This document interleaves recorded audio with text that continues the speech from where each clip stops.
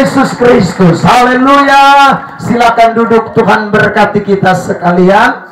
Bapak, Mama, Saudara semua, kita bersyukur Tuhan izinkan kita sudah ada di malam yang terakhir pada malam hari ini.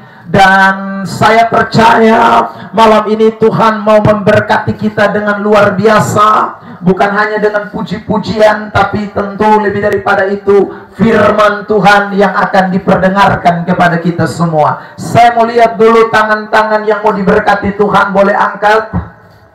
Amin, haleluya. Sekali lagi dulu tepuk tangan yang terbaik buat Tuhan Yesus Kristus. Bapak, Ibu, Saudara yang terkasih dalam Tuhan, saya diberikan satu tugas atau PR yang saya mesti selesaikan pada malam hari ini sebelum saya berkhotbah. PR-nya adalah mesti perkenalkan diri katanya. Ya, saudara yang terkasih dalam Tuhan, saya pikir sudah ada baliho yang sudah tertempel mungkin berapa, 1 minggu atau berapa lama sudah. Jadi saudara sudah lihat saya punya muka yang begitu ganteng begini. Haleluya. Saudara yang terkasih dalam Tuhan, dan nama juga sudah jelas. Dan karena itu saya pikir tidak perlu lagi memperkenalkan diri. Tapi karena tadi ada protes banyak yang saya terima, terutama dari sapu mama-mama dong yang kerja di dapur, ya, karena itu maka malam hari ini saya mesti selesaikan dulu ini tugas sebelum saya akan berbicara firman Tuhan.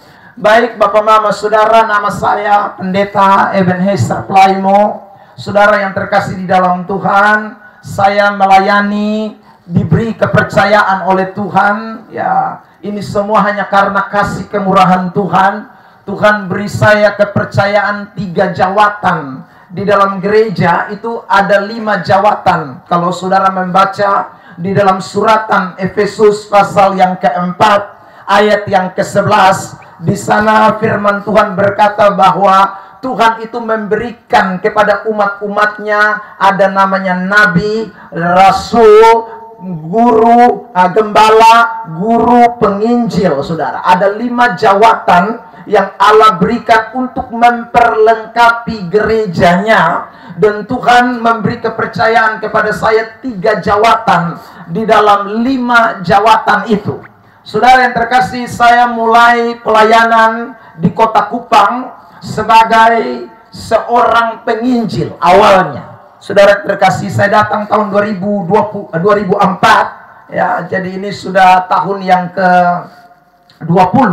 Saya ada di NTT setelah saya menyelesaikan studi pendidikan di Jawa, tepatnya di Kota Malang. Lalu kemudian saya menikah dengan seorang nona cantik, ya, asal dari Blitar, Jawa Timur, ya saudaraku, yaitu istri saya yang ada di depan. Coba berdiri dulu supaya dong lihat juga. Saudara yang terkasih dalam Tuhan, di tahun 2004 kami menikah di Jawa. Lalu setelah itu saya mengambil keputusan untuk datang ke Nusa Tenggara Timur. Dan saudara yang terkasih dalam Tuhan, waktu kami datang tahun 2004, saya bertindak atau mengambil keputusan untuk mulai menginjil dari rumah ke rumah. Tidak di lapangan, tidak di gereja, tapi dari rumah ke rumah. Saya tinggal di Liliba waktu itu, karena kedua orang tua saya ada di Liliba. Dan kemudian saudara, saya tiap hari pasti jalan keluar dengan istri. Waktu itu kami tidak punya modal apa-apa. Saudara, modal yang ada itu cuma ada 1 handphone. Handphone di tahun 2004 itu handphone yang besar, ada antenanya. Kalau lempar anjing bisa anjing mati. Sudah, itu ya. Yang SMS-nya itu saudara, waktu itu belum ada WA, belum ada Facebook, belum ada. Saudara yang terkasih dalam Tuhan, itu di handphone itu hanya ada bisa SMS dan telepon.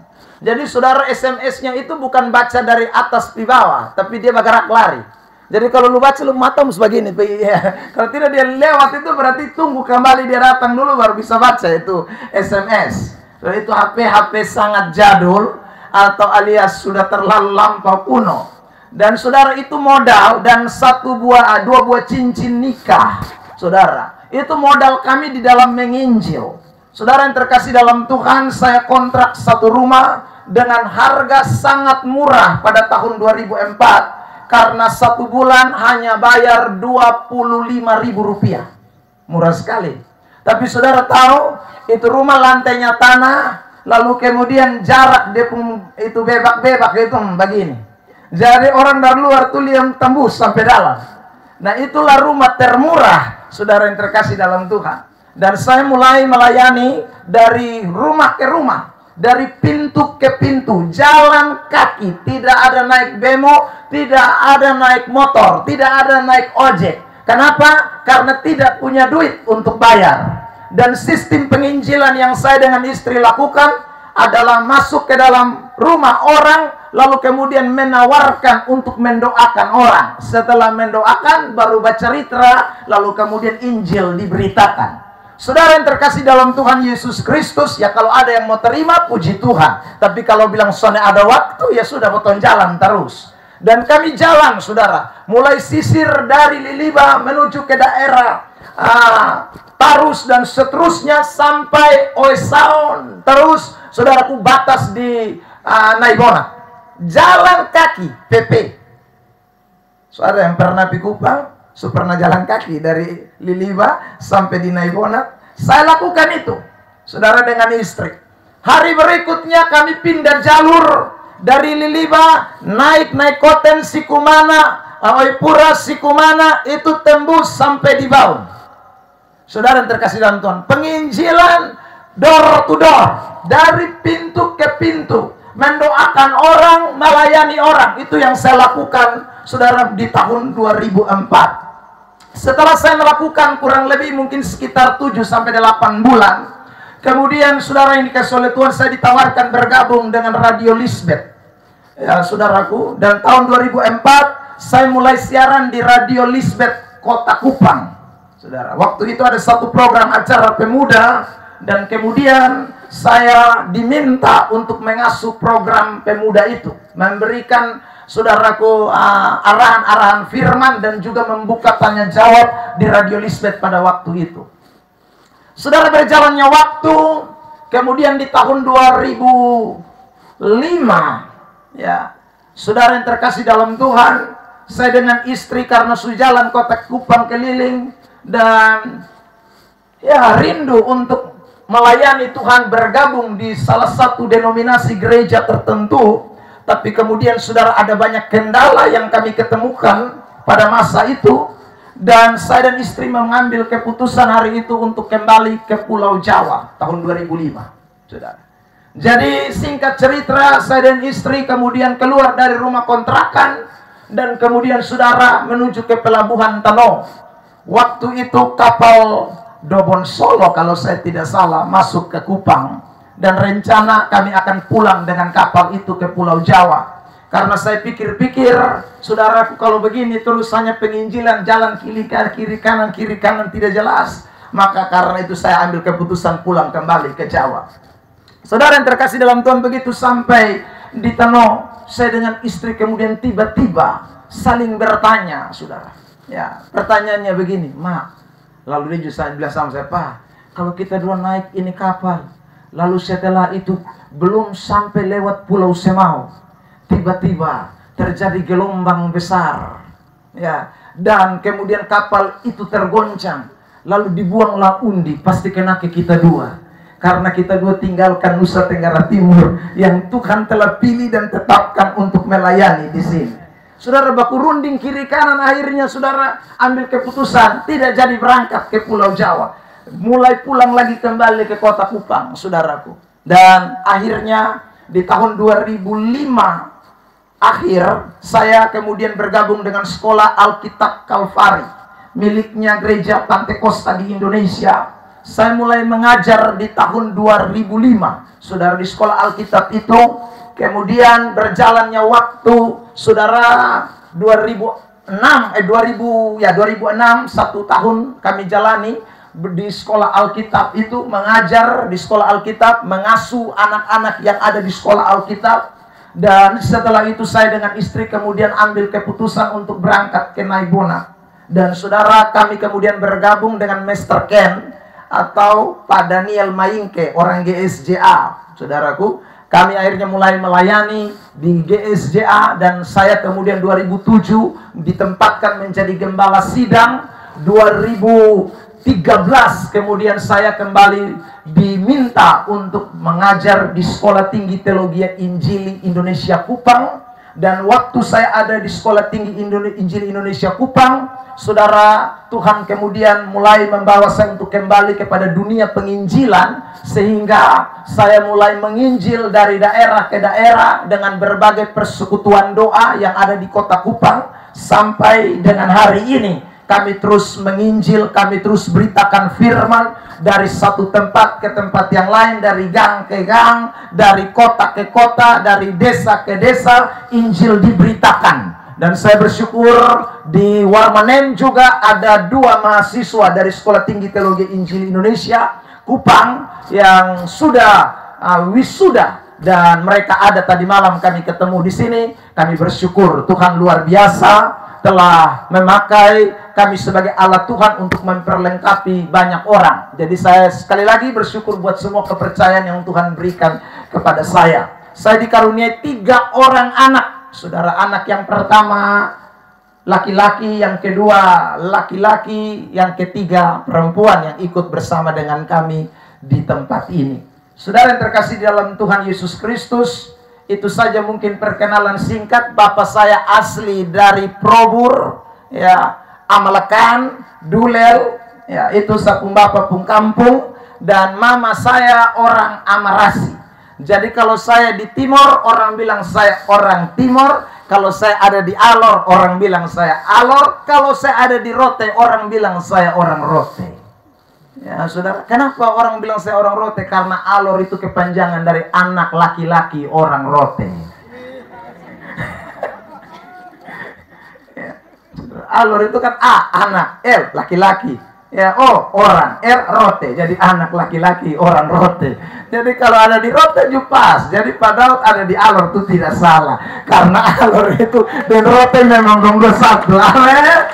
Ya, saudara yang terkasih dalam Tuhan, itu saja. Saya sekarang menggembalakan sidang di Gereja Sidang Jemaat Allah GSJA, tepatnya ada di Bolok, saudara. Dan saya mempunyai satu slogan di gereja, bahwa gereja itu rumah bagi semua orang. Jadi siapa saja boleh datang, yang penting dia mau datang cari Tuhan, bukan cari saya, bukan cari teman, tapi dia cari Tuhan. Rumah gereja terbuka bagi siapa saja. Ada amin?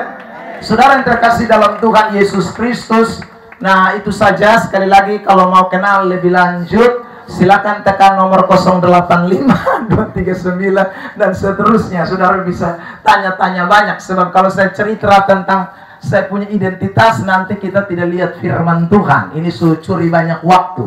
Baik, kita kembali kepada kitab Ulangan pasal yang ke-31 ayat yang ke-6. Mari kita lihat dulu itu teks kitab Ulangan 31 ayat 6 sebagai tema yang kita sudah bahas 2 malam berturut-turut, dan malam ini adalah malam yang terakhir. Ya, dalam hitungan ketiga, sekali lagi jemaat, saya mengajak untuk membaca ayat ini. 1, 2, 3. Kuatkan dan teguhkanlah hatimu. Janganlah takut dan janganlah gemetar karena mereka. Sebab Tuhan Allahmu, dialah yang berjalan menyertai engkau. Ia tidak akan membiarkan engkau dan tidak akan meninggalkan engkau. Tema yang diberikan kepada kita selama 3 malam ini adalah menjadi kuat dan berani. Coba sama-sama sebut tema ini. 1, 2, 3. Menjadi kuat dan berani. Lebih kencang. 1, 2, 3.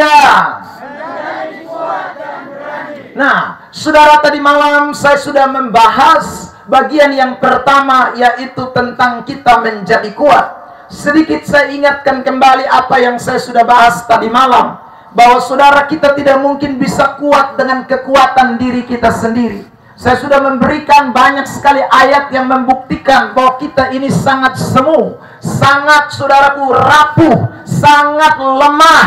Dalam segala hal kita tidak mungkin bisa kuat dengan kekuatan diri kita sendiri. Saudara, tetapi kita bersyukur Allah mengetahui keberadaan kita yang tidak kuat itu. Dia tidak, saudara, membiarkan kita berjalan dalam ketidakkekuatan kita itu. Dia tidak membiarkan saudara dan saya berjalan dalam kelemahan, kelesuan. Karena dia tahu kita punya peperangan di dunia ini bukan melawan darah dan daging. Tapi kita sedang melawan penguasa-penguasa gelap. Kita sedang melawan pemerintahan setan. Kita sedang melawan roh-roh jahat yang ada di udara. Dan karena itu saudaraku, Allah tidak membiarkan kita. Dia kemudian memberikan kepada kita Roh Kudus. Roh yang luar biasa itu, roh yang hebat, roh yang besar, yang lebih daripada segala roh yang ada di dalam dunia ini. Dia berikan kepada kita semua. Roh itu membuat kita jadi kuat, sehingga kita mampu menghadapi peperangan-peperangan di tengah-tengah dunia ini. Setan bisa kita kalahkan. Segala bentuk musuh-musuh yang datang mau menghantam iman kekristenan kita, saudaraku, dengan Roh Kudus kita mampu mengalahkannya. Dan tadi malam juga saya sudah menyampaikan bahwa roh itu diberikan kepada kita waktu kita menjadi percaya kepada Tuhan. Waktu kita percaya kepada Tuhan, maka Roh Kudus itu dicurahkan di dalam hati kita semua. Efesus pasal 1 ayat 13 dan 14. Tadi malam kita sudah lihat teks itu. Nah, saudara, tapi tadi malam saya juga menjelaskan percaya yang dimaksud di dalam Alkitab itu bukan hanya sekedar ucapan bibir. Percaya yang dimaksud di dalam Alkitab itu bukan hanya berkata saya Kristen. Percaya yang dikatakan oleh Alkitab itu bukan hanya sekedar pergi gereja. Karena ada banyak orang pergi gereja, ada banyak orang jadi Kristen, tapi sesungguhnya Roh Kudus belum ada di dalam diri mereka. Dan mereka bukan orang percaya, hanya tempelan saja. Saudara yang terkasih di dalam Tuhan, mereka itu hanya tempelan saja. Roh Kudus tidak ada di dalam pribadi mereka, sehingga mereka tidak disebut orang-orang yang dipimpin oleh Roh Allah. Karena orang yang percaya kepada Allah itu akan disebut anak-anak Allah. Kalau anak-anak itu dia pasti bukan hanya percaya, tapi menyerahkan. Jadi tadi malam saya sudah menjelaskan arti percaya itu menyerahkan hidup kita kepada Tuhan. Kita rasa bahwa tanpa Tuhan kita tidak bisa buat apa-apa. Ada amin? Amin. Karena itu pada malam hari ini saudara, saya mau melanjutkan teks atau pembahasan kita ini. Nah, kalau kita sungguh-sungguh sudah menyerahkan hidup kita kepada Tuhan, kita akan memiliki sebuah keberanian. Ya. Kita akan memiliki keberanian. Keberanian untuk apa? Keberanian untuk tampil menjadi berbeda. Kita mulai dengan ayat ini, Roma pasal yang ke-8. Bapak Mama, Saudara, saya mengajak kita untuk membaca ayat yang ke-15. Sudah ada yang pegang mic kok. Minta bantu baca ayat. Roma 8 ayat 15. Singers atau boleh Bapak dong yang ada di depan. Tadi malam nona-nona, ibu-ibu. Ini malam mungkin nyong-nyong dan bapak-bapak. Mari, Roma pasal 8 ayat 15. Jemaat, perhatikan. Roma 8 ayat 15, demikian firman Tuhan. Sebab kamu tidak menerima roh perbudakan yang membuat kamu menjadi takut lagi. Kamu tidak menerima roh perbudakan yang membuat kamu takut lagi. Jadi saudara lihat, kalau kita terima Roh Kudus, kita percaya kepada Tuhan, kita tidak dibuat takut lagi, tapi kita diberi keberanian. Bilang sama-sama dengan saya jadi berani. Amin. Kita tidak diberi roh perbudakan. Sebab kalau ada dalam roh perbudakan, saudara akan ada dalam ketakutan terus-menerus.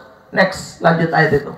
Tetapi kamu telah menerima roh yang menjadikan kamu anak Allah. Betul.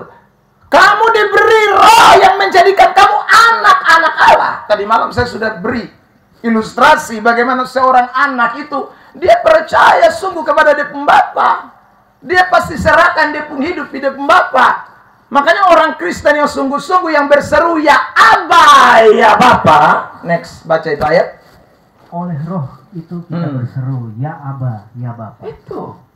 Jadi saudara, kita bilang Yesus Tuhan Allah. Saudaraku, itu kita panggil Allah kita itu dengan sebutan Bapa. Itu bicara soal hubungan yang begitu dekat. Karena kita dengan Bapa, saudaraku, memiliki keikatan yang begitu kuat, ya. Keakraban yang begitu intim. Itulah orang-orang Kristen. Jadi orang-orang yang kalau ada Roh Kudus di dalamnya, dia tidak akan takut. Dia memiliki roh keberanian untuk bisa tampil berbeda. Keberanian itu membuat kita dapat berseru, bersaksi di tengah-tengah dunia. Next. Itu ayat berkata. Ya. Ayat 16. Ayat 16. Roma 8. Ya. 1, 2, 3. Ya, silakan. Roh itu bersaksi bersama-sama dengan roh kita, Ya, bahwa kita adalah anak-anak. amin. Sehingga keberanian itu membuat kita dapat melihat hidup kita jadi berkat, jadi saksi. Saudara yang terkasih dalam Tuhan, sehingga orang bisa tahu, anak Tuhan itu beda dengan anak yang belum kenal Tuhan. Orang Kristen itu beda dengan orang yang tidak Kristen, itu beda. Karena ada Roh Kudus, ada Roh Allah yang buat kita berani tampil beda. Amin. Amin. Bilang samping kiri kanan, mus berani tampil beda dong. Aduh, bilang dulu, berani tampil beda. Orang mesti lihat ada perbedaan dalam kita pun hidup. Ya. Makanya saudara yang terkasih dalam Tuhan, Maleakhi 3 ayat 18 bilang begini. Perhatikan itu ayat. Maleakhi pasal 3 ayat yang ke-18. Ya, ditampilkan. Saudara lihat, akan orang lihat ada perbedaan antara orang beribadah dengan orang yang tidak beribadah. Silakan baca. 3 ayat 18. Maka kamu akan melihat kembali perbedaan antara orang benar dan orang fasik. Itu, ada perbedaan. Antara orang benar dan orang fasik itu beda. Karena ada Roh Kudus yang bekerja, yang membuat kita berani bersaksi, menyatakan tentang Kristus dalam hidup kita. Terus, antara orang yang beribadah kepada Allah dan orang yang tidak beribadah dengan tidak beribadah itu beda. Amin. Bilang dulu samping kiri kanan, Revo saja beda, masa kamu nggak beda sih? Lu Revo saja beda, masa kita tidak bisa beda? Orang Kristen itu tidak boleh sama. Karena ada Roh Kudus yang membuat kita berani untuk tampil beda. Roh Kudus itu yang membuat kita berani untuk meninggalkan dosa. Roh Kudus itu yang bekerja dalam diri kita sehingga saudaraku yang lama sudah berlalu, yang baru sudah datang. Roh Kudus itu yang bekerja di dalam hidup saudara dan saya sehingga kita akan orang lihat sebagai anak-anak Tuhan. Orang-orang yang melakukan kebenaran, orang-orang yang hidup di dalam Injil Kristus. Karena ada Roh Kudus yang bekerja di dalam pribadi saudara dan saya. Tanpa Roh Kudus itu kita tidak mungkin bisa tampil beda. Kita tidak memiliki keberanian percaya. Kita tidak mungkin bisa bersaksi. Karena saya ulang, kita lemah. Tapi oleh kekuatan Roh kita jadi kuat. Dan kita akan berbeda di tengah-tengah dunia ini. Makanya kalau orang Kristen bilang, berat saya lakukan perintah Allah, berat untuk saya tinggalkan hidup lama, berat untuk saya tinggalkan dosa. Dengar baik-baik, kamu belum beri hidupmu dipimpin oleh Roh Kudus. Sebab kalau Anda dan saya beri hidup kita dipimpin oleh Roh Kudus, tidak ada kata berat. Karena yang akan kerja dalam diri kita bukan diri kita sendiri, tapi Roh yang besar itu yang akan bekerja dalam diri kita. Itu beda. Saudara yang terkasih dalam Tuhan, lihatin ayat ya. Galatia pasal yang kelima ayat 16 mulai dan ayat 17. Perhatikan teks ini. Ya, saudara, kalau kita terima Roh Kudus itu akan bertentangan dengan daging yang ada dalam diri kita. Jadi tidak bisa orang dipimpin Roh Kudus dia melakukan perbuatan daging, itu tidak mungkin. Itu dua hal yang bertentangan. Jadi tidak bisa dua hal itu bekerja bersama-sama, itu impossible. Silakan. Galatia. Maksudku ialah hiduplah oleh Roh, maka kamu tidak akan menuruti keinginan daging. Terus? Sebab keinginan daging berlawanan dengan keinginan Roh. Itu. Jadi keinginan daging itu berlawanan dan itu keinginan Roh. Terus? Dan keinginan roh berlawanan dengan keinginan daging. Iya. Karena keduanya bertentangan. Iya. Sehingga kamu setiap kali tidak melakukan apa yang kamu kehendaki. Jadi saudara, kalau orang itu dipimpin oleh Roh Kudus, dia sekali lagi, Roh itu yang akan membawa dia melakukan kebenaran. Ya, bukan dirinya, Roh Kudus itu yang akan memampukan dia. Tapi kalau itu orang tidak dipimpin Roh Kudus, otomatis daging yang akan pimpin dia. Maka semua yang lahir daging semua. Yang daging itu yang apa saja? Ayat 19, 20, 21. Terus dibacakan buat kita semua. Ya. Perbuatan daging telah nyata. Perbuatan daging telah nyata. Yaitu dengar baik-baik. Percabulan. Percabulan itu karena keinginan daging. Roh Kudus, saudara dikasih oleh Tuhan, kalau bekerja, keinginan daging yang namanya percabulan akan mati. Kecemaran. Terus hawa nafsu. Terus penyembahan berhala. Terus sihir. Terus perseteruan. Perselisihan. Iri hati. Amarah. Kepentingan diri sendiri. Percideraan. Roh pemecah. Terus kedengkian. Kemabukan. Pesta pora dan semuanya. Itu tuh daging pekerja semua.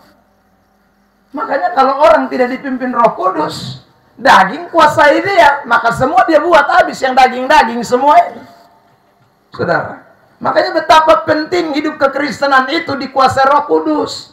Kalau ada Roh Kudus dalam kita pun hidup, maka sekali lagi memang kita masih hidup di dalam daging, tapi daging itu bertentangan dengan roh yang ada dalam kita. Sehingga daging tidak akan bisa menang atas saudara dan saya. Sehingga daging akan ditaklukkan oleh pekerjaan roh yang besar, yang hebat itu. Sehingga kita akan melakukan yang menyenangkan hati Tuhan.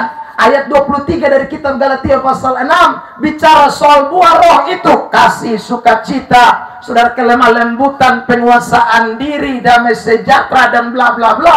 Itu sekali lagi karena ada Roh Kudus yang memimpin hidup orang itu. Karena itu saudara yang terkasih dalam Tuhan, tanpa Roh Kudus perbuatan daging akan terus menjadi nyata. Karena itu saya ulang lagi pernyataan saya ini, saudara. Tidak ada yang berat ikut Tuhan. Karena bukan kita yang mengerjakan, tapi Kristus, Rohnya di dalam saudara dan saya yang mengerjakan semuanya itu. Kita semua yang hadir pada kesempatan malam hari ini nih, tidak ada yang lebih hebat atau lebih jahat dari yang namanya Saulus. Ya. Atau Paulus. Paulus ini dia melakukan semuanya. Sudah, tapi kenapa dia bisa berubah? Kenapa dia bisa berbeda? Kenapa dia bisa tampil berani, bersaksi dengan suatu kehidupan yang baru? Bukan karena dia, tapi karena Roh Kudus yang kerja di dalam dirinya. Itu terlihat dari kesaksiannya. Galatia pasal 2 ayat 20. Perhatikan teks ini.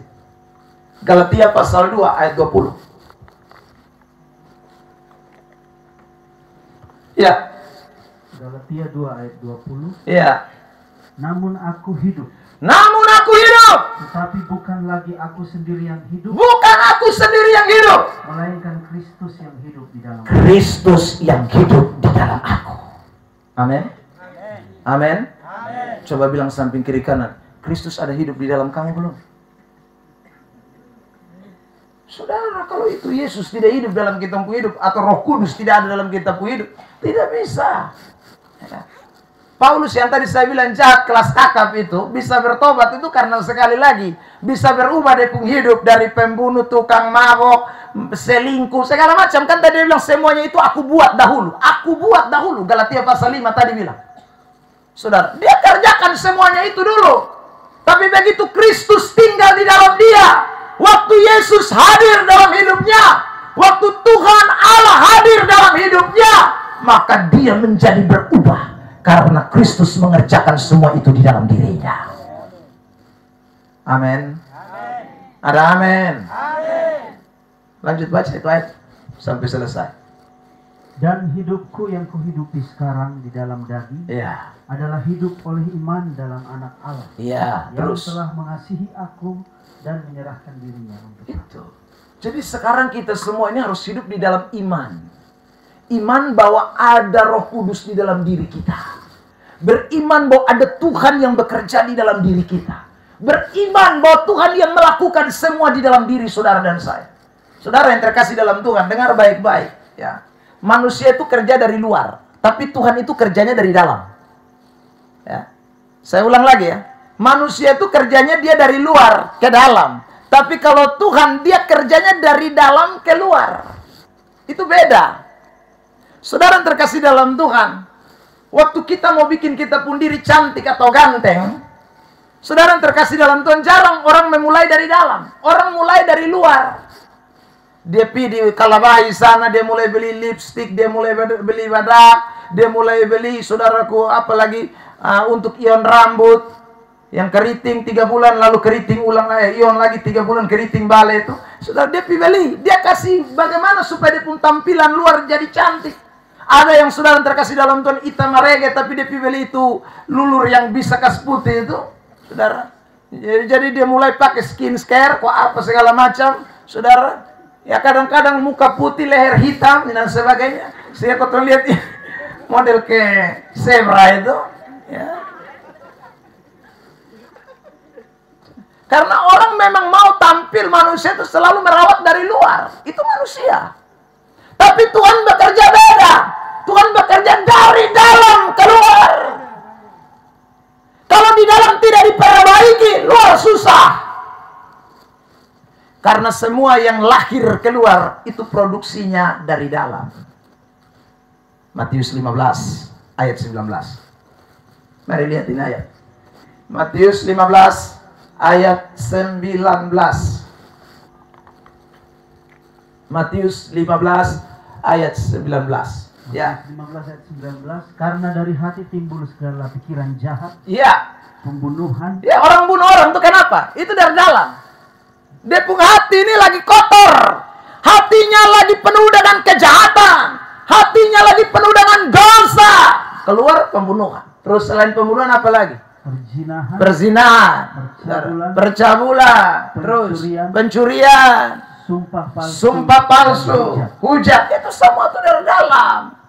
Makanya Tuhan tuh kasih bersih bukan dari luar. Dia kasih bersih dari dalam, berpi luar. Amin. Amin. Bilang samping kiri kanan, kalau kasih bersih dari dalam pakai apa? Itu soal. Saudara yang terkasih dalam Tuhan. Kalau dari luar tadi saya bilang kita bisa usaha. Maka ada satu kali saudara, seorang ibu, ya, dia ini tiap hari maki nomor 1. Ya. Kebetulan itu ibu berasal dari Probur Utara. Tidak. Itu ibu tuh tiap harinya maki, tapi dia kepengen, dia rindu supaya dia tidak maki lagi. Ya. Tapi saudara, bagaimana cara supaya dia tidak maki lagi? Dia kemudian pikir kali bagi kiri kanan. Dia bilang begini, kayaknya kalau bepu mulut ini beta cuci terus pasti dia akan berisi dan tidak akan keluar lagi kata-kata kotor. Karena orang selalu bilang mulut kotor, kata-kata kotor. Setiap kali beta maki dong bilang lupu mulut kotor. Kayaknya beta pu mulut ini yang mesti kasih barisi. Karena itu dia panggil dia pun anak. Saudara, dia pun anak namanya Jublina. Lina, datang dulu. Mama pu mulut ini tetangga dong bilang kotor, jadi mama su beli ini Pepsodent, Ciptaden dan semua denden ini. Dengan beberapa sikat bapak mama pi Kalabahi kemarin teh mama ada mau naik data. Jadi supaya mulut ini jangan kotor lagi, mama minta tolong lu supaya ini hari ini lu yang cuci mama pu mulut kasih bersih. Ini anak cuy namanya dia taat, maka dia ikutilah perintah mamanya. Mam tua siap memang itu sikat odol air, saudara siap memang. Maka saudaraku ini anak sikat. Begitu sikat dia mama bilang kasih kencang supaya mulut berisi, sudah bersih ya sudah. Maka ini anak kasih kencang gosok. Waktu begitu gosok dia maki, akhirnya jadi cuci maki, cuci maki, cuci maki. Ini anak cuci mamtua maki, akhirnya jadi cuci maki, cuci maki. Sampai habis. Sudah akhirnya berhenti. Sudah. Tidak ada manusia ini yang bisa kasih berisi. Tidak ada. Ya. Saudara yang terkasih dalam Tuhan, kalau kita berusaha dengan kekuatan kita, yang ada kita tambah bikin dosa. Kita berusaha, semakin berusaha kita jatuh. Tambah berusaha, tambah jatuh. Karena kita tidak mungkin mampu dengan kekuatan kita sendiri. Tapi saya ulang, Allah yang akan bekerja membersihkan itu buat saudara dan saya. Beri tepuk tangan terbaik buat Tuhan. Karena itu Allah tidak hanya menempatkan Roh Kudus dalam hidup kita, tapi Allah memakai satu alat pembersih yang saudara terkasih dalam Tuhan, kita tiap hari Minggu dengar, yaitu firman Allah. Firman Allah itu adalah alat yang Tuhan pakai untuk membersihkan hidup saudara dan saya. Firman Allah itu adalah alat yang Tuhan pakai untuk menyucikan hidup saudara dan saya. Sehingga dari hari ke hari kita bisa semakin melakukan kebenaran. Karena ada firman yang bekerja di dalam hati kita sekalian, yang menyucikan kita semua. Amin. Setan tahu. Karena itu saudara yang terkasih dalam Tuhan, ada banyak orang Kristen tidak sadar. Karena Tuhan mau menyucikan dengan firman-Nya, karena Tuhan mau membersihkan itu dengan kebenarannya, maka saudara yang terkasih dalam Tuhan, setan berusaha untuk membuat orang Kristen buta akan kebenaran, tidak terima firman, supaya mereka tetap tidak suci, supaya mereka tetap ada dalam kenajisan, supaya mereka ada di dalam dosa. Karena kalau orang Kristen terima firman, mereka pasti akan dibersihkan, mereka akan bertobat, mereka akan berani tampil beda, karena ada firman Allah yang dinyatakan. Saudara yang terkasih dalam Tuhan Yesus Kristus, makanya 2 Timotius 3 ayat 16 bilang begini. Mari kita lihat itu ayat 2 Timotius 3 ayat 16. 2 Timotius 3 ayat 16. Ya. Segala tulisan yang diilhamkan Allah. Segala tulisan yang diilhamkan Allah, maksudnya adalah firman Allah. Terus, memang bermanfaat untuk mengajar. Bermanfaat untuk mengajar. Untuk menyatakan kesalahan. Itu menyatakan kesalahan, itu firman. Karena dia mau kasih bersih kita. Dia mau bikin kita jadi baru. Dia mau kita supaya saudaraku menjadi berbeda. Maka firman itu punya kerja bukan hanya mengajar, tapi menyatakan kesalahan. Terus, untuk memperbaiki kelakuan. Memperbaiki kelakuan. Terus, dan untuk mendidik orang dalam kebenaran. Itu, dia perbaiki kita, dia kasih didik kita dalam kebenaran, sehingga kita akan tampil berbeda. Kita akan menjadi orang Kristen yang betul-betul tinggalkan dosa, tinggalkan kejahatan. Makanya anak-anak Tuhan, saya ingin sampaikan pada malam hari ini, buka hati untuk firman dengan sungguh-sungguh. Karena saya ulang, Allah tidak bekerja dari luar, Allah bekerja dari dalam hatimu. Dan Allah pakai alat yang namanya firman Tuhan, supaya membersihkan kita semua. Tambah hari tambah bersih, tambah hari tambah bersih, tambah hari tambah bersih, dan hidup kita akan berkenan kepada Tuhan. Saudara yang terkasih, Yesus pernah memberikan satu perumpamaan dalam Injil Yohanes pasal yang ke-15, mulai ayat yang pertama sampai dengan ayat yang ke-8. Saudara, dia bicara tentang bagaimana kita ini adalah ranting-ranting dan dia adalah pokok anggur. Dalam cerita itu Yesus berkata, ranting yang mau berbuah harus dibersihkan. Dan saudara, dengan apakah Yesus membersihkan? Jelas di dalam ayat 4 dan di ayat yang kelima, Yesus bicara tentang firman Allah yang harus tinggal di dalam kamu. Kalau firman itu tinggal di dalam kamu, kamu akan dibersihkan. Dan kalau firman itu membersihkan kamu, kamu akan berbuah, kamu akan menyenangkan Tuhan, kamu akan memuliakan Allah, karena ada firman Allah yang dinyatakan. Amin. Saudara yang terkasih dalam Tuhan, itu penting itu. Ya. Makanya saya ulang lagi, anak Tuhan mesti cinta firman Allah. Kalau pergi gereja tidak tahu firman, maka saudara sebenarnya sedang ditipu oleh setan. Pergi gereja tapi tidak mengerti firman, sedang ditipu oleh setan. Pergi gereja tapi kemudian firman itu hanya berlalu begitu saja, kita sedang ditipu oleh setan. Saudara yang terkasih dalam Tuhan, karena itu Matius pasal 13, Yesus memberikan perumpamaan tentang penabur. mulai dari ayat 1 dan seterusnya, mulai ayat 1 dan seterusnya penjelasannya sampai ayat 23. Saudara, Yesus memberikan perumpamaan ada 4 jenis tanah. Ada tanah di pinggir jalan, ada tanah berbatu-batu, ada tanah semak duri, dan ada tanah yang baik. Ya. Itu jenis orang yang dengar firman. Tapi saudara lihat, dari 4 jenis orang yang mendengar firman, hanya 1 jenis tanah yang akan menghasilkan, yaitu tanah yang baik. Lihat Matius 13 ayat 23. Tampilkan ayat itu. Matius 13 ayat 23. Matius 13 ayat 23, demikian firman Tuhan. Ya. Yang ditaburkan di tanah yang baik ialah orang yang mendengar firman itu dan mengerti, dan karena itu ia berbuah. Ada yang 100 kali lipat, ada yang 60 kali lipat, ada yang 30 kali lipat. Kalau firman itu kita dengar dan bukan sekalian mengerti. Kalau sudah mendengar dan mengerti, firman itu akan berbuah. Itu tanah yang baik. Jadi ingat, dengar firman itu mesti sampai ke titik mengerti. Kalau tidak mengerti, tidak bisa. Nah, untuk bisa sampai ke titik mengerti, mesti buka hati. Ya, saudara. Ada 2 tipe orang dengar firman. Ada orang tipe dengar firman, saudara yang terkasih dalam Tuhan, tapi dia tidak mengerti. Kenapa? Karena yang khotbah tidak bikin dia mengerti. Saudara yang terkasih dalam Tuhan, ada pengkhotbah-pengkhotbah yang sebelum khotbah itu mabuk laru memang. Saudara bisa bayangkan, mata terang sahabat khotbah, kadang-kadang saudara agak susah kasih jelaskan orang, apalagi kalau mata sudah mulai gelap. Itu lebih parah.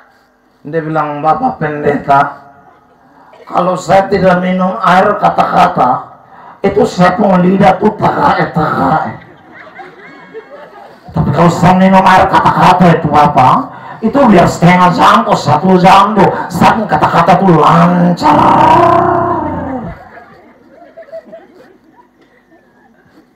Lu lancar, ma yang dengar ini yang tidak lancar. Ya karena sebenarnya air kata-kata mau ke mana? Saudara yang terkasih dalam Tuhan. Itu baru ajak buka nat saja itu bisa salah. Ya. Saudara-saudara, akan lihat kalau orang mabuk dia pun tarik mesti tanya. Hari ini kita akan membahas Injil. Dia mulai lihat Injilnya.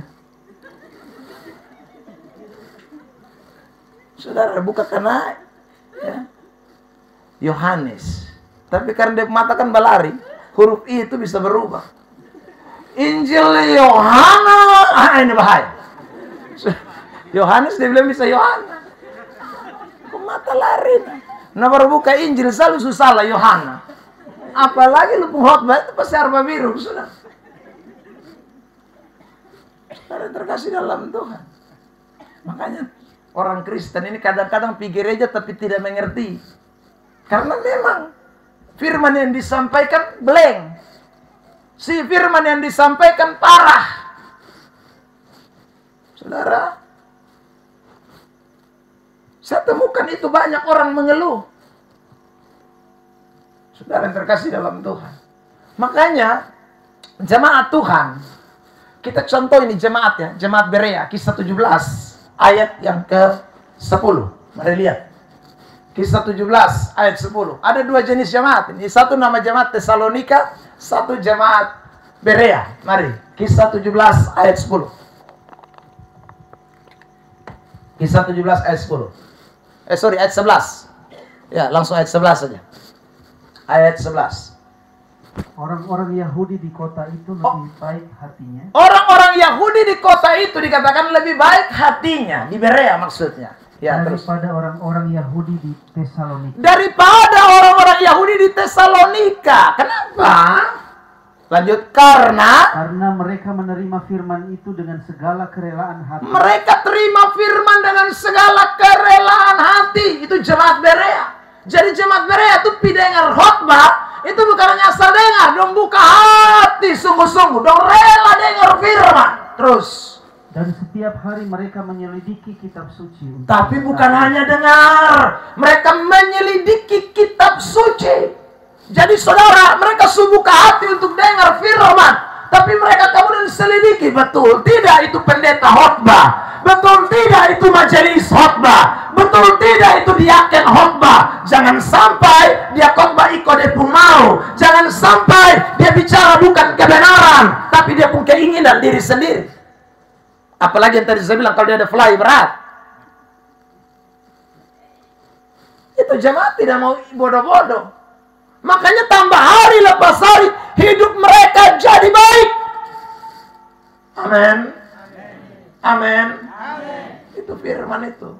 Jadi firman itu Tuhan jadikan alat yang buat kita tambah hari tambah baik. Maka saudara yang terkasih dalam Tuhan, ingat, ada seulang tipe orang itu dengar firman tidak mengerti karena si pengkhotbah yang tidak membawa dia mengerti. Tapi yang kedua, ada orang yang pengkhotbahnya api-api, saudara, yang sudah menjelaskan firman ayat per ayat, semua dijelaskan. Tapi saudara yang terkasih dalam Tuhan, dia yang tidak siap hati untuk dengar firman. Dia pun hati dia tutup rapat-rapat. 2 Korintus pasal 4 ayat 3 dan ayat 4. Lihat ayat ini. 2 Korintus pasal 4 ayat 3 dan ayat 4. 2 Korintus 4 ayat 3, 4. Jika Injil yang kami beritakan masih tertutup, jika Injil yang kami beritakan masih tertutup juga, maka ia tertutup untuk mereka yang akan binasa. Itu tertutup bagi mereka yang akan binasa. Kenapa? Terus ayat 4. Itu orang-orang yang tidak percaya. Mereka tidak mau percaya dengan firman. Terus yang pikirannya telah dibutakan oleh ilah zaman ini. Itu saudara lihat. Jadi ada orang tipe model begitu. Ini jangankan Paulus, Tuhan Yesus sendiri yang ngomong pun dosen bisa terima.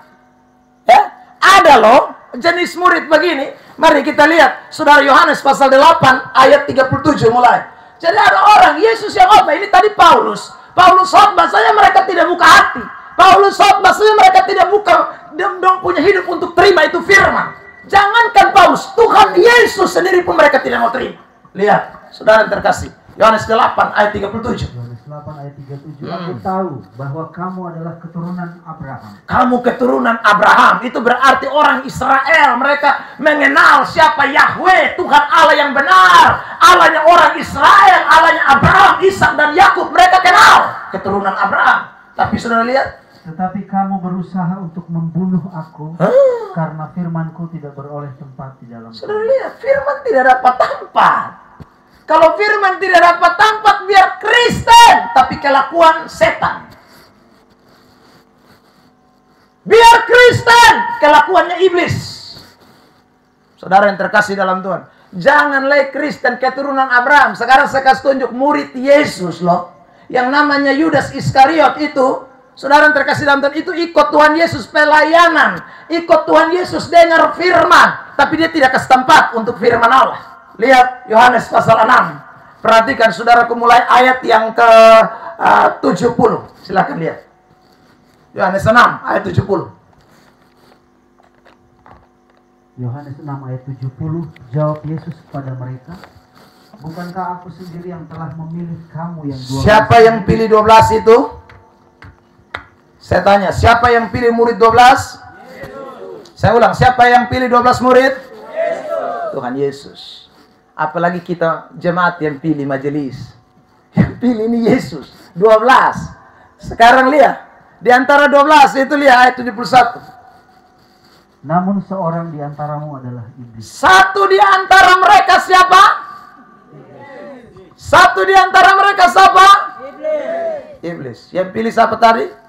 Tuhan Yesus. Tapi satu di antaranya setan. Siapa dia pun nama? Ayat itu bilang. Yang dimaksudkannya ialah Yudas, anak Simon Iskariot. Yudas Iskariot. Iskariot itu marga. Kalau sekarang kita bisa bilang Yudas Plaimo.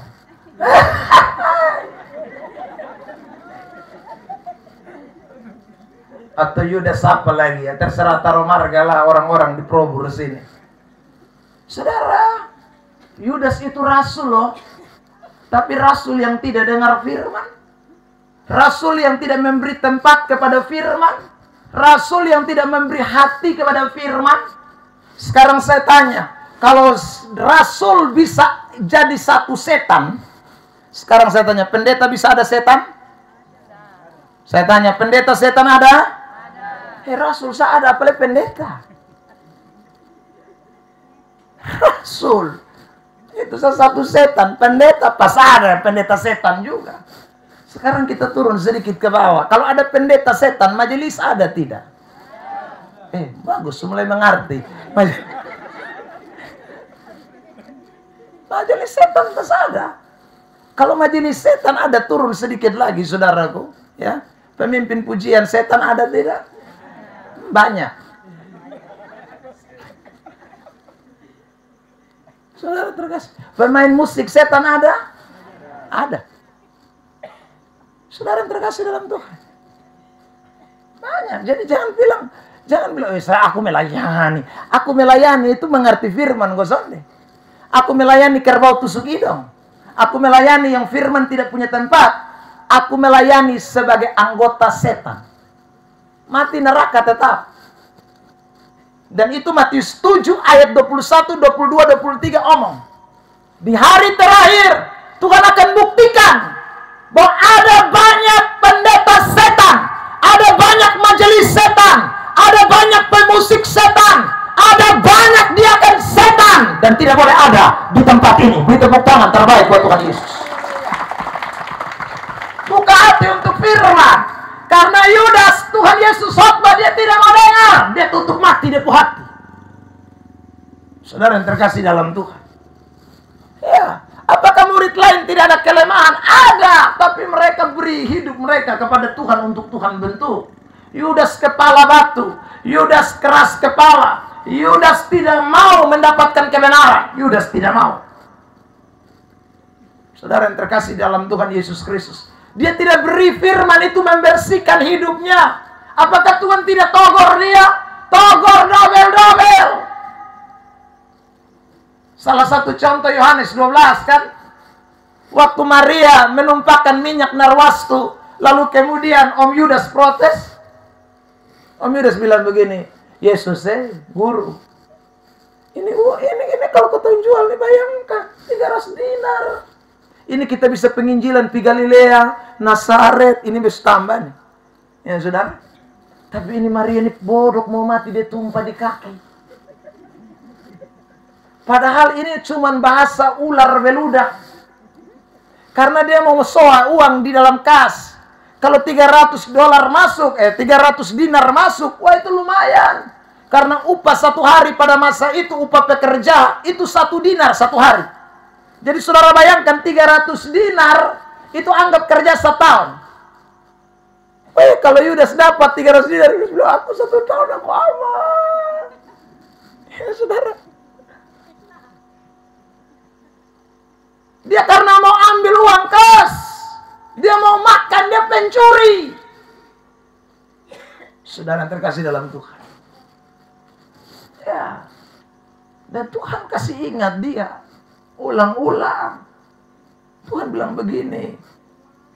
Ya, tidak lama lagi Maria melakukan itu sebagai peringatan akan hari kematianku sudah dekat. Saudara, seharusnya bersyukur ada seorang yang berani berkorban, menumpahkan minyak narwastu. Saudara yang terkasih dalam Tuhan. Karena itu ingat baik-baik anak-anak Tuhan, betapa pentingnya kebenaran itu dalam hidup kita. Sebab tanpa firman tidak ada orang bisa hidup berkenan di hadapan Allah. Tanpa firman tidak ada orang bisa hidup bersih di hadapan Tuhan. Firman itu menjadi penting. Makanya saudara, jangan seperti keturunan Abraham, jangan seperti Yudas Iskariot yang hanya masuk gereja, yang hanya saudaraku pergi ibadat, KTP Kristen, Yohanes dan segala macam nama, Lukas, Matius, Markus, yang saudara sampai kitab Wahyu nama ada semua. Tesalonika, padahal itu nama tempat, dong kasih nama di anak. Efesus, dong kasih nama di anak semua. Saudara, ya kan ada orang foe kasih nama Tesalonika, Efesus, itu nama tempat. Tapi sudah dia bilang ini Bapak Alkitab. Oh sudah, lu hajar pi sudah. Ya. Tapi persoalannya sekali lagi, firman itu dapat tempat atau tidak? Kalau firman tidak dapat tempat, kita hanya jadi hamba dosa. Yohanes 8 ayat 34. Perhatikan. Tadi kita baca 37, sekarang 34. Yohanes 8. Yohanes 8 ayat 34. Iya.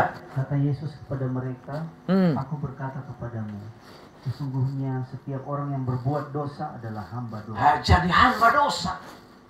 Jadi karena mereka hidup dalam dosa terus, hamba dosa. Lalu mereka tanya bola-balik, Tuhan Yesus, kami ini tidak hamba, kami merdeka. Nanti saudara baca rentetan ayat. Lalu Tuhan Yesus bilang begini, di ayat 48. Mari kita lihat. Yohanes 8.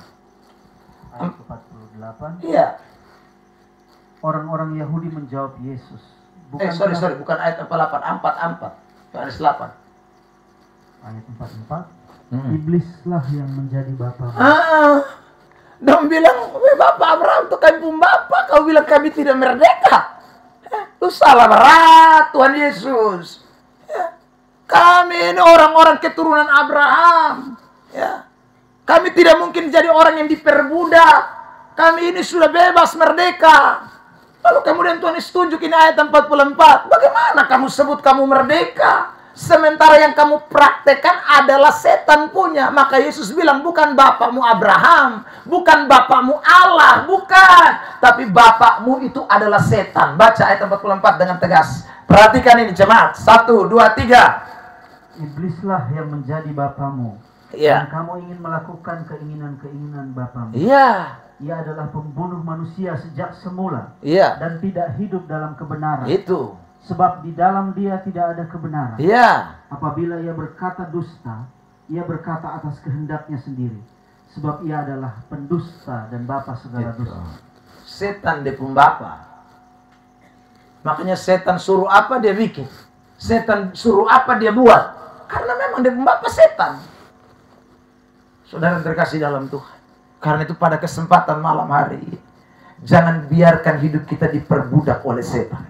Roh Kudus Tuhan beri, firman Allah jadi alat untuk bersihkan hidup kita semua. Ada amin? Kalau saudara bersih oleh firman, hidup jadi berubah, hidup jadi baik, hidup tinggalkan semua masa lalu. Makanya saudara terkasih dalam Tuhan, firman itu kalau kita dengar kadang-kadang tajam seperti pedang. Ibrani 4 ayat 12 ya, mengatakan itu seperti pedang bermata dua, karena mau kasih bersih kita. Jadi itu tidak mengenakan. Kadang-kadang itu seperti pedang bermata dua, sangat tajam. Ya. Kadang-kadang itu seperti api yang membakar. Yeremia pasal 23 ayat 29. Baca ini ayat saja. Yeremia 23 29. Perhatikan, saudara.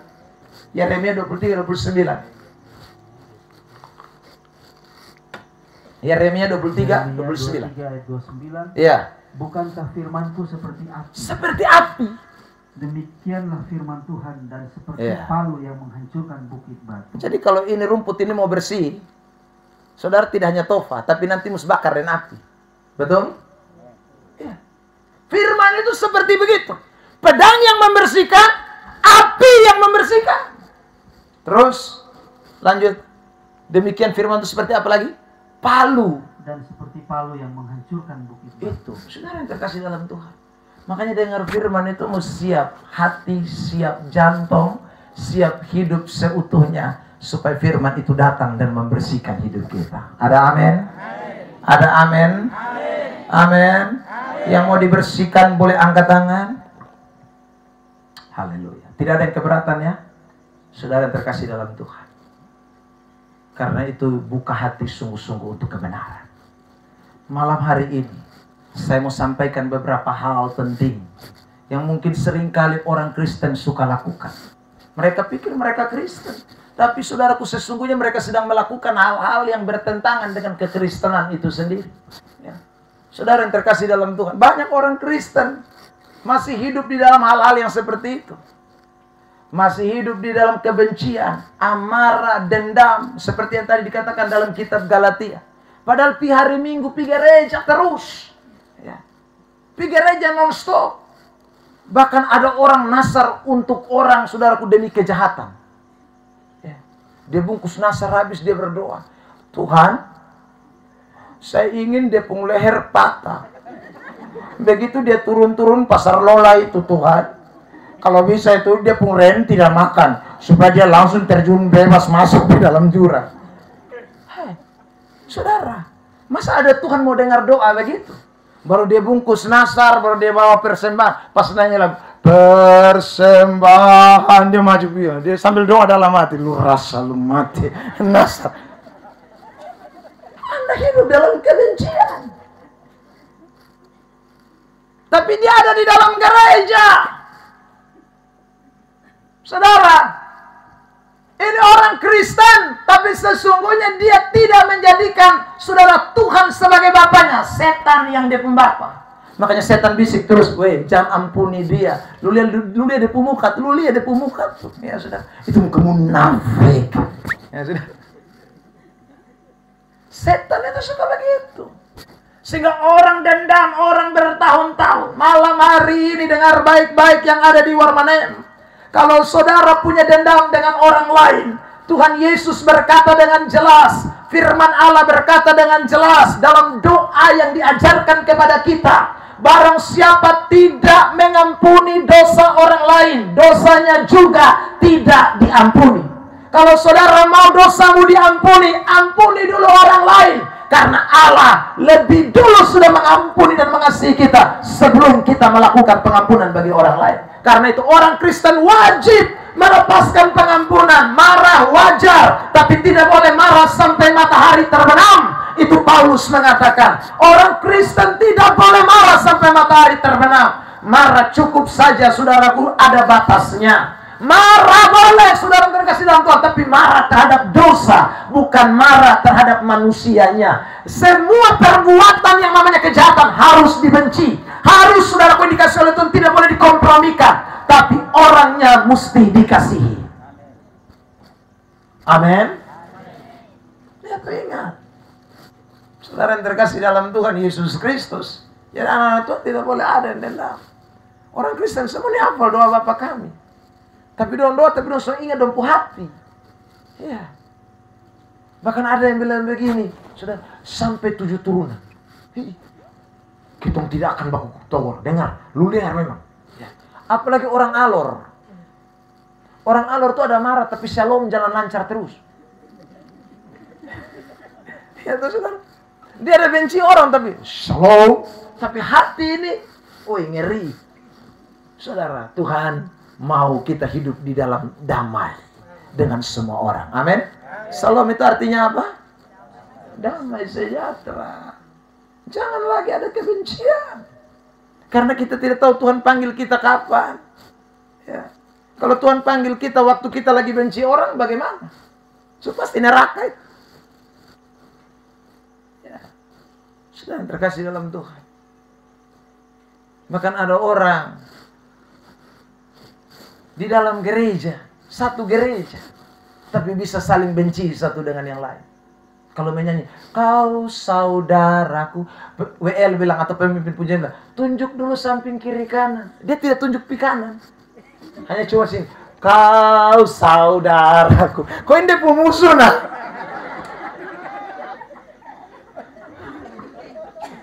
Di sini ada, ada. Ini malam bertobatlah. Ini tidak mau lihat. Sudah bergandengan tangan, di tangannya sebelah. Bergandengan tangan. Kalau ini satu juga ada. Kita cuma pegang di tangan.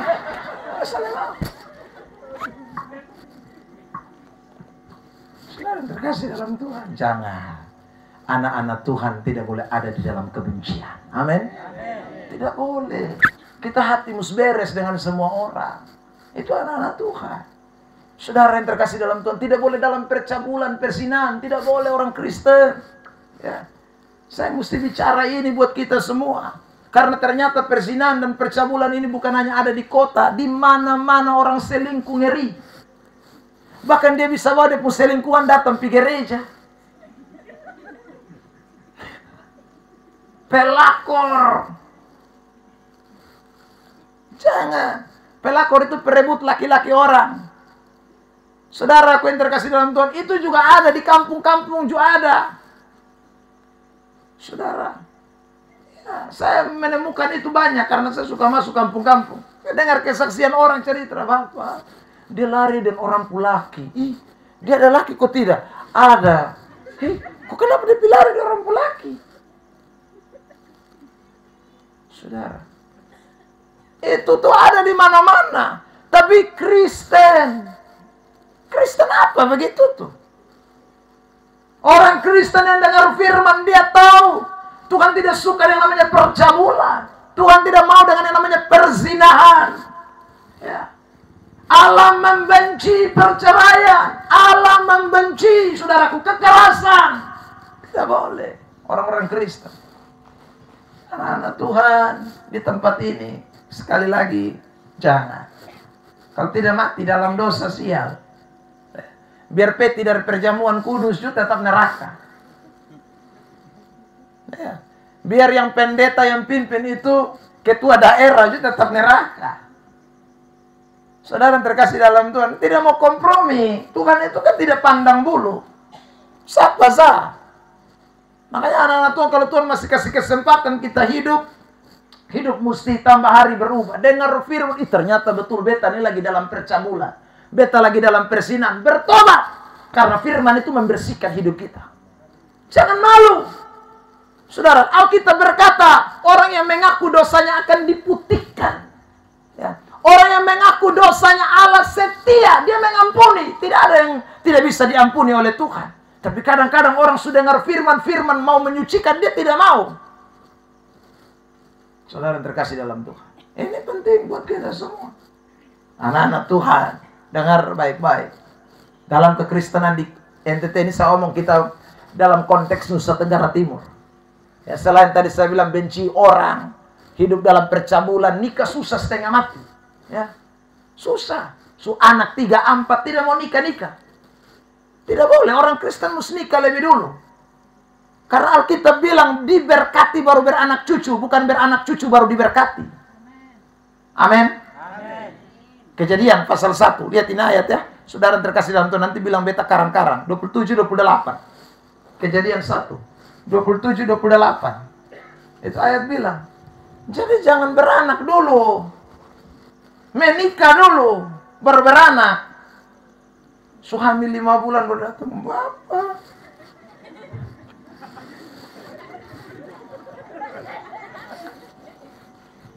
Baca.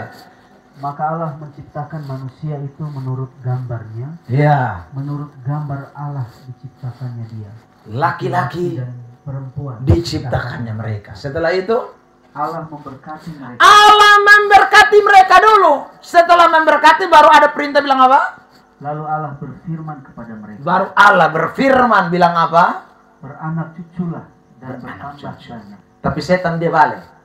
Kasih hamil dulu baru nikah.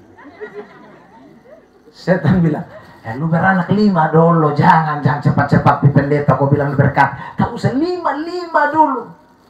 Saudara yang terkasih dalam Tuhan, kalau lu beranak 5 harus baru lu mati dalam beranak, itu bagaimana? Saudara ingat. Saya mau ingatkan ini, Tuhan benci yang namanya percabulan, perzinahan. Anak-anak muda pacaran jangan sembarangan, jaga kekudusan. Amin. Anak-anak muda jangan sorong-sorong diri. Jangan. Saudara yang terkasih, sutamat SMA, mulai ada nyong yang lihat-lihat, dia sudah pikir panjang, oh kayaknya ini pas ini. Jangan. Mesti jaga kekudusan hidup. Amin. Kalau ada nyong yang lirik, kasih tahu dia, beta justru suka dengan kakak.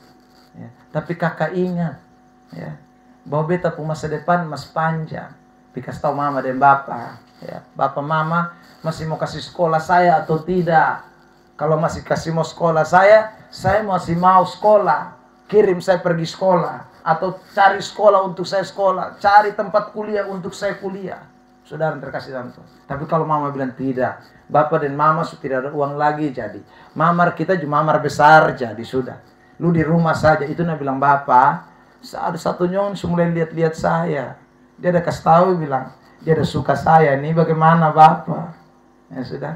Lalu Bapak bilang, oh sudah kalau begitu nah baik. Nah itu nah mulai pipa pendeta kau mulai omong. Pak pendeta, teman pendeta, ini saya semua nikah ini. Jangan lama-lama. Karena lu memang mau nikah. Ya, karena lu memang mau beranak. Saudara terkasih dalam Tuhan. Tidak boleh tidak menikah dulu. Makanya Alkitab bilang dalam 1 Korintus pasal 7. Nanti saudara baca itu ayat ya. Saudara, namanya manusia ini tidak tahan bertarak. Tidak tahan bertarak itu maksudnya tidak tahan nafsu. Jadi kalau ada orang mau menikah, biar dia menikah. Itu kata firman. Jadi saudara tidak boleh tahan orang. Justru kalau tahan orang itu bahaya. Itu hari beta bilang beta mau nikah, ma bapak yang larang-larang toh. Ini sekarang semua ini. Siapa salah? Makanya saya selalu bilang ke anak-anak muda, mesti bilang kalau mau sekolah sekolah, nikah nikah. Jangan panjang-panjang lebar. Saudara terkasih dalam Tuhan. Ya. Mau cari masa depan baik, ayo. Tapi harus komitmen. Kalau tidak, ya jangan. Kalau tidak bahaya. Saya ulang lagi, tidak ada manusia ini yang bisa bertahan. Apalagi dengar firman yang tidak jalan-jalan pergi gereja 1 bulan 1 kali.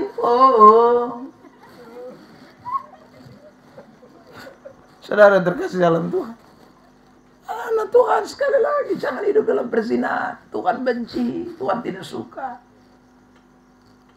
Konteks Kota Kupang, NTT dan sekitarnya. Marah. Perceraian. Saudaraku, mabok laru. Sampai orang karang lagu, saya tidak protes itu kalau mau untuk orang yang tidak kenal Tuhan silakan. Ya, tapi untuk anak-anak Tuhan sebenarnya tidak boleh. Ikan naik di pantai, mama dong bilang mari kita naik. Ada pun kalimat selanjutnya itu apa? Belimoke.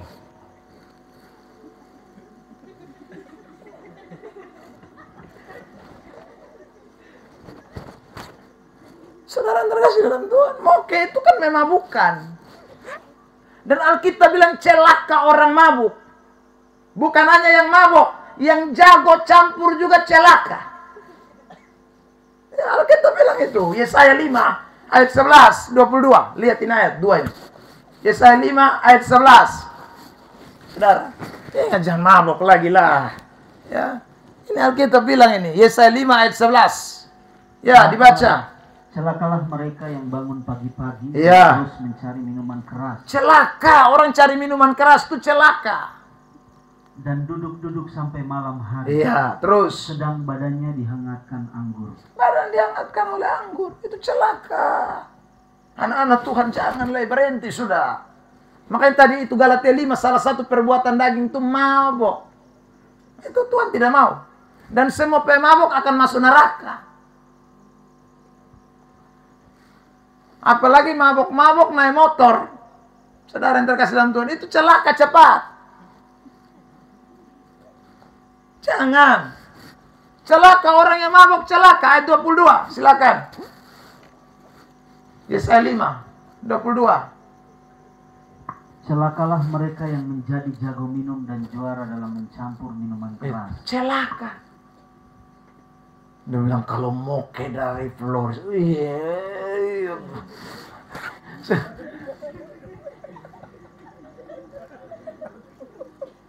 Bakar menyala katanya. Ya memang karena bakar menyala itu mau menyala terus di neraka kan, mau menyala terus.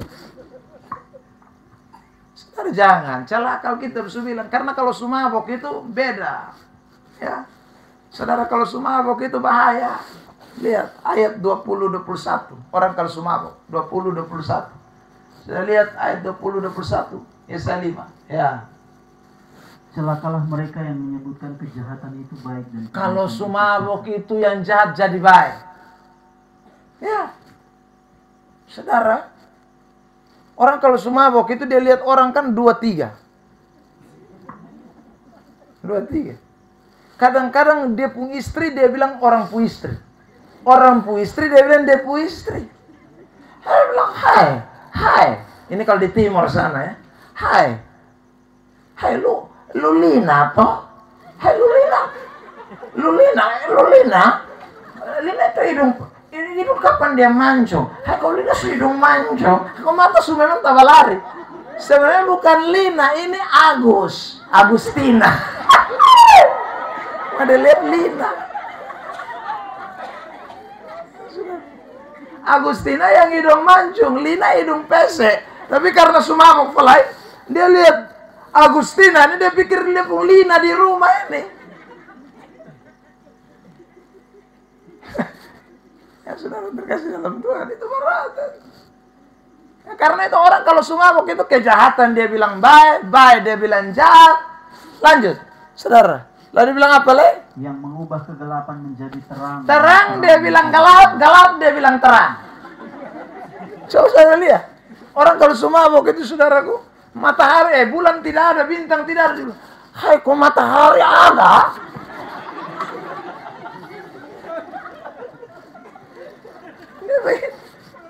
Lampu ada terang-terang itu dia bisa bilang, hai kamu pasang 5 watt ini yang kita tidak jelas kok tidak.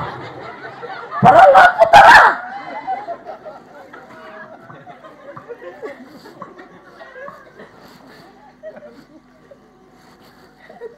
Makanya jangan. Alkitab itu sudah tahu. Alkitab itu omong itu tidak sembarang. Memang sudah nyata tuh begitu. Saudara terkasih dalam Tuhan. Itu. Makanya jangan. Tuhan tidak mau orang mabuk. Tuhan tidak mau. Tuhan sayang semua anak-anak. Makanya kalau kita dengar firman itu enak, dia kasih bersih kita. Wih, terima kasih Tuhan. Saya salah. Saya bikin sesuatu yang tidak baik. Ya saudara. Saya ini kan tukang mabok juga dulu. Iya, saya selalu bersaksi. Saya bukan tidak pernah mabok. Makanya saya kalau bikin gaya mabok itu memang karena memang dulu mantan. Saya ini mabok gila-gilaan. Ya. Bukan hanya mabok di NTT, mulai dari SMA saya mulai mabok sampai di Jawa sana juga saya poe berat. Mabok sampai di Jawa sana masih mabok. Ya, saya kan bukan pergi sekolah di Jawa sana tuh untuk sekolah teologi, tidak ada. Saya itu sekolah sekuler. Ya, saudara. Rencana saya itu mau jadi dokter waktu itu. Ya. Tapi tes di universitas lalu kemudian saudara sudah lolos. Hanya masa itu saya pun bapak mama tidak mampu. Uang tidak memungkinkan untuk kuliah kedokteran. Otak mampu, tapi duit tidak mampu. Maka kemudian saya pindah ke Sekolah Tinggi Informatika Komputer Indonesia. Di Malang, saudara. Saya tidak ada rencana mau jadi pendeta, itu tidak ada. Karena saya ini kan otak mengong setengah. Saudara, iya. Otak yang gila punya. Kemarin saya saksi itu, saya cari obat nona, obat kuat. Saya cari habis nah. Yang akar pepaya itu yang tadi malam saya omongin. Saudara. Sungguh. Jadi saya tuh tidak ada niat mau jadi pendeta tuh sama sekali. Di luar jangkauan. Saudara. Ya, di luar jangkauan. Jadi saya hanya hobi, saudaraku, hal-hal yang jelek-jelek itu hobi. Tadi pagi istri saya sempat bongkar. Saya pacaran wanita 13 orang. Satu sini saya salam. Kok kan saya tinggal pukul 3 kali tuh. Tak, tak. Nah, mau. Tak, tak. Mau. Gampang, San. Kok susah di apa? Kadang-kadang itu orang bisa sampai heran. Sudah karena saya koleksi wanita cukup banyak. 13 orang. Mulai dari hidung mancung sampai hidung pesek. Rambut keriting sampai rambut lurus. Hitam marahnya sampai putih Cina juga ada. Saya pacaran dengan Cina. Dia bilang, Cina mau dengan lu, Hitachi, hitam tapi Cina. Ada keturunan juga. Bayangkan. Dan betul, saudara terkasih dalam Tuhan. Ngeri, saya pun kelakuan itu memang kucing garo.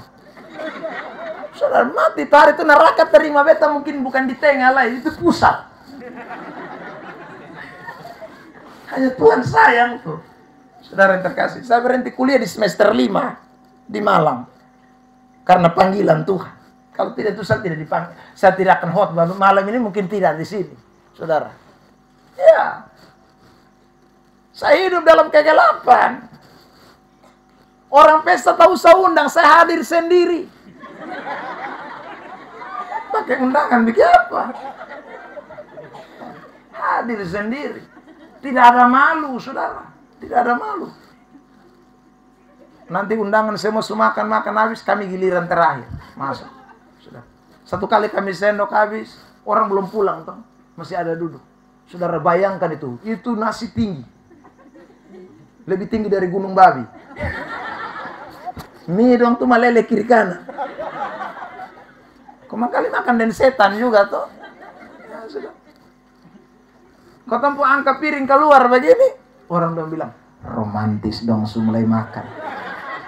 Saya tanya sama kawan, romantis itu apa? Rombongan makan gratis. Rombongan makan gratis.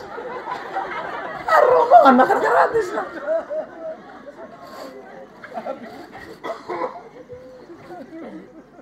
Acara pesta tuh kotong pasti hadir. Karena ada 2 kesempatan baik. 1 makan gratis, 2 joget sampai pagi. Tripping, dansa segala macam. Saudara, orang istri juga kotong pegang, semua habis.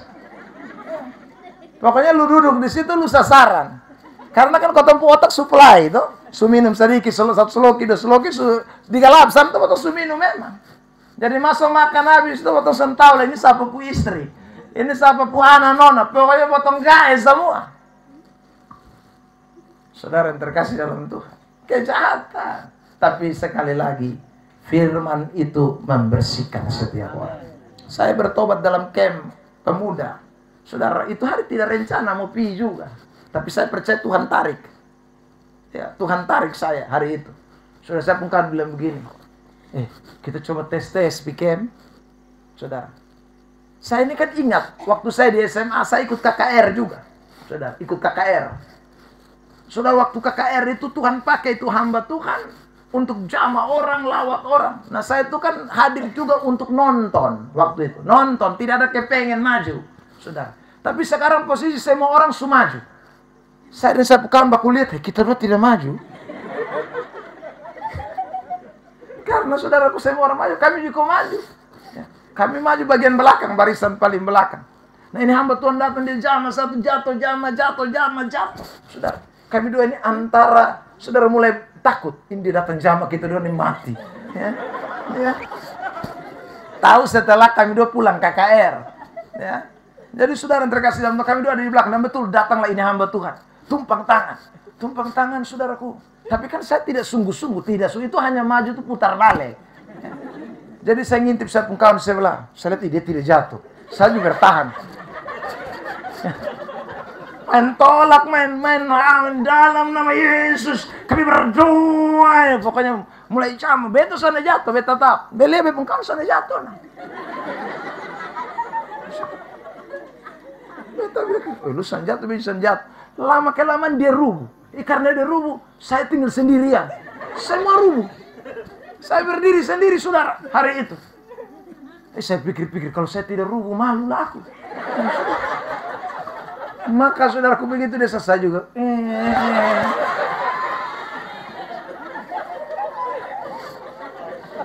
Setan berat. Saya rubuh itu masalah. Ada kapan dong bangun, kalau belum bangun beta mesti tidur nih karena. Jadi ada antara siuman ini, saudara. Sambil rasa-rasa kalau orang bangun, bejum sebangun ini. Saya terkasih dalam Tuhan, dan setelah kami bangun, orang mulai datang tanya satu-satu. Ya, beberapa mulai maju bersaksi. Terima kasih Tuhan, sambil menangis.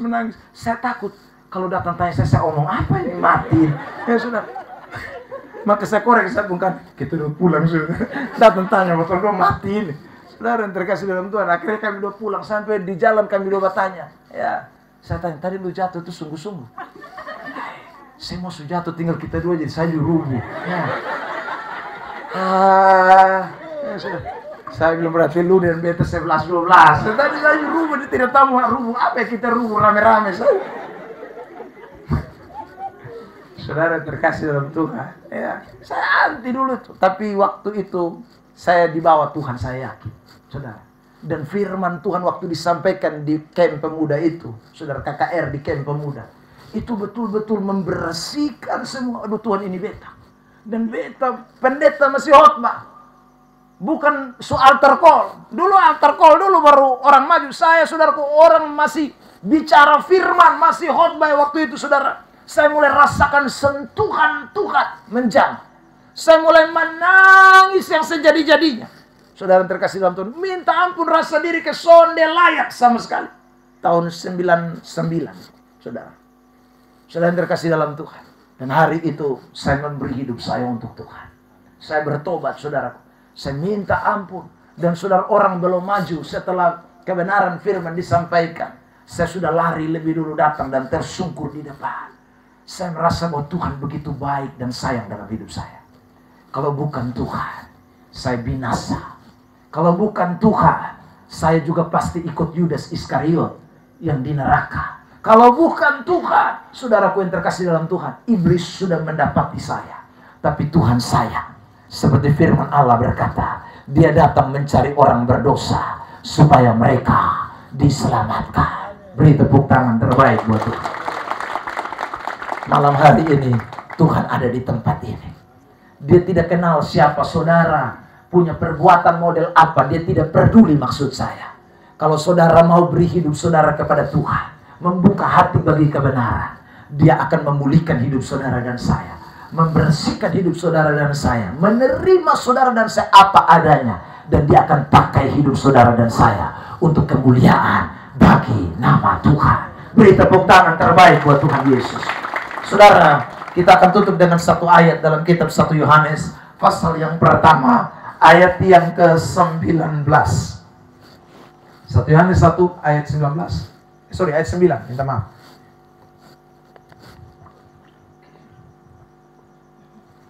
Jika kita mengaku dosa kita, maka Ia adalah setia dan adil. Jika kita mengaku dosa kita, Ia adalah setia dan adil.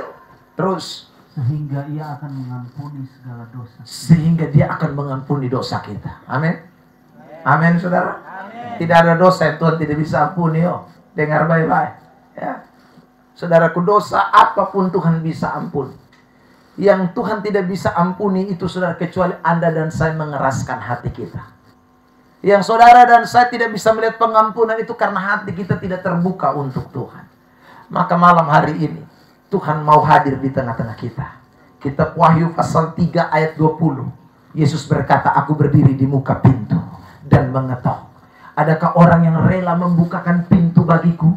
Aku akan masuk dan mendapati dia. Saudara yang terkasih, yang terpenting malam ini adalah beri hidup kita kepada Tuhan. Urusan pekerjaan bertobat itu bukan urusan kita. Itu urusan Tuhan yang memulihkan hidup saudara dan saya. Dan kalau saudara bertobat, memberi hidup kepada Tuhan, Dia akan membuat hidup saudara berubah, diberkati Tuhan, menjadi luar biasa. Itu kalau Tuhan mengubahkan hidup seseorang. Amin. Saudara lihat, tidak ada satu manusia di dalam Alkitab yang Tuhan ubah dan Tuhan tidak pakai. Tidak ada satu manusia di dalam Alkitab yang Tuhan ubah lalu kemudian Tuhan biarkan dia. Tidak ada. Semua yang Tuhan ubahkan, Tuhan pakai, Tuhan urapi, Tuhan berkati, Tuhan buat dia menjadi luar biasa. Itu orang-orang yang diubahkan oleh Tuhan. Ada perempuan Samaria yang punya dosa yang luar biasa, bersinah luar biasa. Tapi ketika dia datang kepada Tuhan, Tuhan ubahkan hidupnya. Ada Paulus yang luar biasa dosanya, tapi ketika dia datang kepada Tuhan, Tuhan ubahkan hidupnya. Tuhan pakai hidupnya menjadi luar biasa. Ada Petrus yang pernah menyangkal Tuhan, tapi ketika dia datang kepada Tuhan, Tuhan ubahkan hidupnya, Tuhan pakai hidupnya. Ada saudaraku Simon, orang Zelot, dia pembunuh, dia tukang, saudaraku, menjadi orang yang memimpin peperangan, tetapi ketika dia datang kepada Tuhan, Tuhan ubahkan, Tuhan pakai hidupnya. Ada Matius pemungut cukai, makan ontong orang punya uang, korupsi, pencuri uang rakyat, tapi ketika dia memberi hidupnya kepada Tuhan, Tuhan pakai dan Tuhan ubahkan hidupnya. Bagi Tuhan tidak ada yang mustahil. Kalau orang memberi hidupnya kepada Tuhan, Dia urapi, Dia berkati, Dia pulihkan. Malam ini itu akan terjadi buat Warmanen dan sekitarnya. Adakah orang yang mau memberikan memulihkan hidupnya kepada Tuhan, dia akan mengerjakan perbuatan-perbuatan besar yang ajaib dan luar biasa. Mari kita semua bangkit berdiri di hadirat Tuhan. Buka hati kita di hadapan hadirat Tuhan dan biarkan Tuhan bekerja. Tuhan memulihkan hidup kita semua yang hadir pada malam hari ini. Haleluya.